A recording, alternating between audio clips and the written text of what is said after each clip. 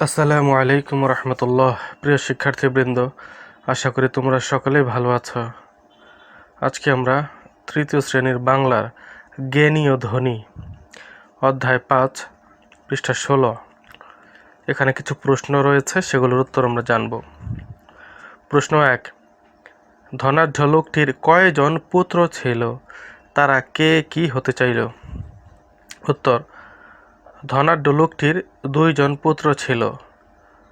ধনাঢ্য লোকটির ২ জন পুত্র ছিল। তাদের মধ্যে থেকে জ্যেষ্ঠ পুত্র ধনী হতে চাইল। তাদের মধ্যে থেকে জ্যেষ্ঠ পুত্র ধনী হতে চাইল, আর কনিষ্ঠ পুত্র আলেম হতে চাইল। প্রশ্ন ২, জ্যেষ্ঠ ভ্রাতার কথার উত্তরে কনিষ্ঠ ভ্রাতা কি বলল? উত্তর, জ্যেষ্ঠ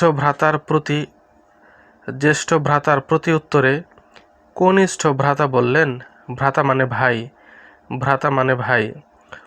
জ্যেষ্ঠ মানে বড়।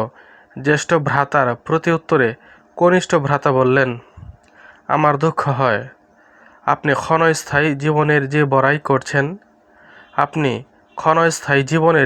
করছেন তা একেবারে বৃথা। আপনার বাদশাহী সে তো মুহূর্তের স্বপ্ন মাত্র। ধন সম্পদ যা অর্জন করেছেন তা যদি আল্লাহর নির্দেশিত পন্থায়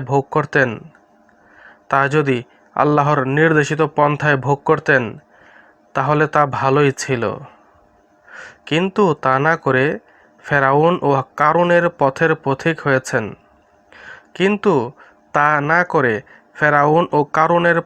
পথিক হয়েছেন, আর আত্মগর্বে স্ফীত হচ্ছেন।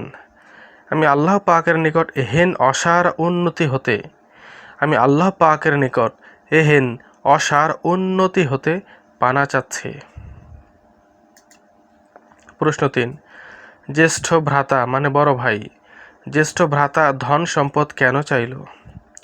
উত্তর, জ্যেষ্ঠ ভ্রাতা মানে বড় ভাই, জ্যেষ্ঠ ভ্রাতা ধন সম্পদ চাইল কারণ তিনি মনে করেন ধন সম্পদ না হলে মান সম্মান কিছুই লাভ হয় না।